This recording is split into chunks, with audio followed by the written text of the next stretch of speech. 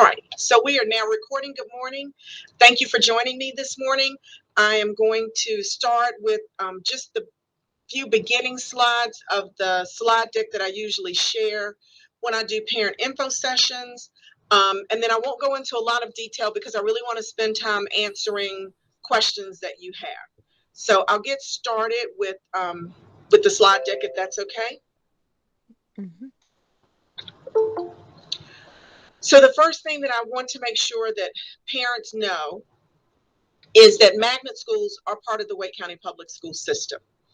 And so magnet schools are about how the instruction is delivered. That's what makes them different from a non-magnet school in the Wake County Public School system.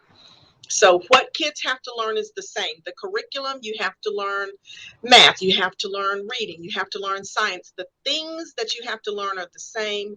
How you learn them, either in the way the teacher delivers the instruction and or in some of the elective opportunities or other classes or other engagements that students have, or different ways to demonstrate that learning. That's what's going to make a magnet school different. You might find a teacher in any school that's trained in leadership. But what you'll find at a leadership magnet is that all of the teachers are trained in leadership, or all of the teachers are trained in Montessori, or all of the teachers are trained in IB. So, in a non-magnet, you might find that one-off teacher that taught, before in a different school. But in a magnet, all of the teachers are trained to deliver the instruction that particular way. In Wake County schools, we use magnet schools as a way to attract families to those schools to meet these objectives that you see on the screen. So magnet schools are designed to reduce high concentrations of poverty and promote school integration by attracting families to the school. Typically, a magnet school is located in an area where the base population is probably lower socioeconomic status, or in a neighborhood where maybe the children have all grown up and moved out.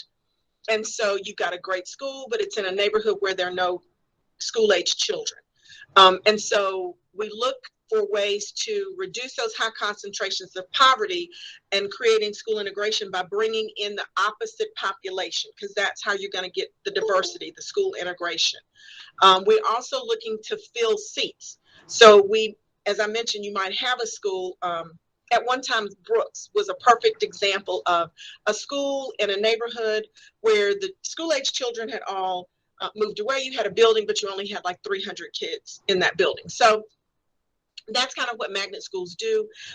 We attract those families, get it? Magnets attract. We attract those families by having these unique programs. So if this is something that you want for your child, you are attracted to the program and attracted to the school. So, oops, sorry, wrong thing. I'm on the wrong tab. And so other reasons that you might consider a magnet outside of the innovative programming that we offer. Typically, the program that's at a magnet, as I mentioned, is only going to be offered in that way at a magnet school.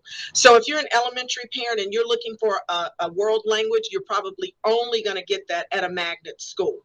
If you're looking for some very hands-on, project-based, problem-based, you've got a kid who likes to take things apart and put them back together, so you're looking for that kind of activity, you're only going to find that at a magnet school where it's K-5, not that one teacher that does it well, but where all the teachers do that. You would also look for magnet if you're looking to be sure that your child is in a diverse population and preparing to be in our culturally diverse world. Our world is getting smaller and smaller, and we have lots of different people, and we want to be sure that children are ready to live and work and play in that world.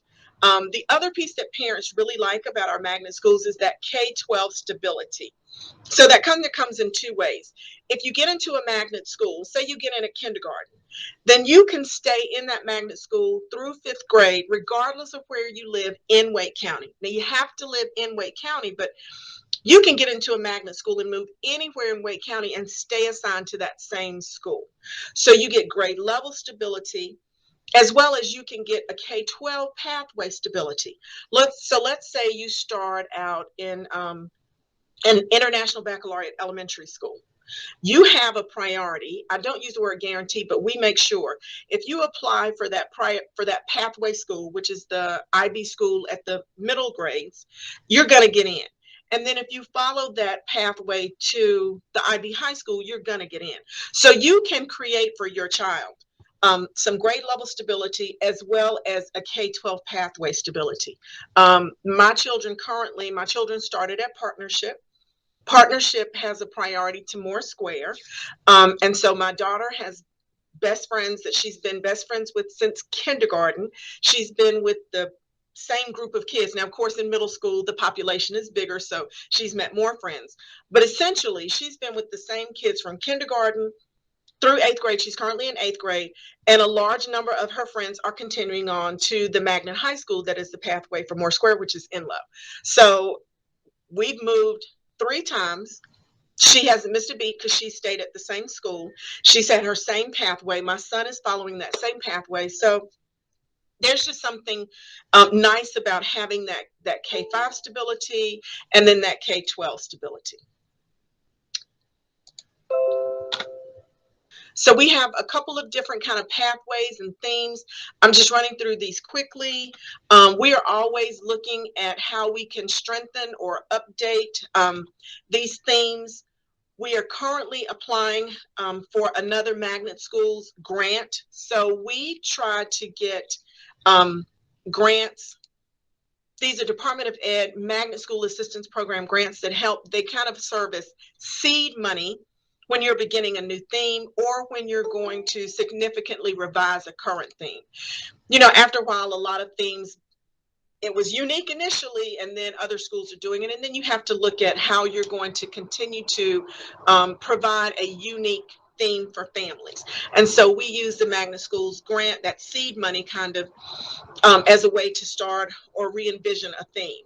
And when I say seed money, it's not little money, it's big money. It's millions. We've earned millions of dollars for our Magnet Schools as a way to keep them fresh and alive and engaging and unique and innovative so that they are attractive to families. During the Magnet application period, just as an aside, you can also request a school that's on the multi-track year-round calendar. Those are only K-8 schools. We don't have any high schools that are on a multi-track year-round calendar. But if that's a school that you were interested in, that's also available during the Magnet application period. I talk to parents about kind of here are the steps that you go through when you're exploring your options. There are options that are available according to your address. So some schools, there's only one school that offers that program. That means it's open to the district. Sometimes there are several schools that offer the same theme. Then we divide up the district into application areas. I mentioned earlier that the purpose of Magnets is to create this economically diverse student population. And so we use a selection process, an algorithm to select students. It is not a random lottery. It is a selection process designed to create the integrated population that is the purpose of Magnet Schools. Most Magnet Schools this year and last year, of course, it's been really different. We've done some in-person tours. Most are doing virtual things. A lot of them have stopped for now because the Magnet application period is over. Some of them will begin again as we look towards hosting like a second chance for schools that still have priority Magnet seats available. The tick down real quick of priorities for magnets is, so once you get your one child into a magnet, then the siblings can come in. The 2 siblings have to be in the same school at the same time. So we don't do legacy where you've got one sibling that's already gone to the middle school and then you have an elementary student coming in. The siblings have to be in the same school.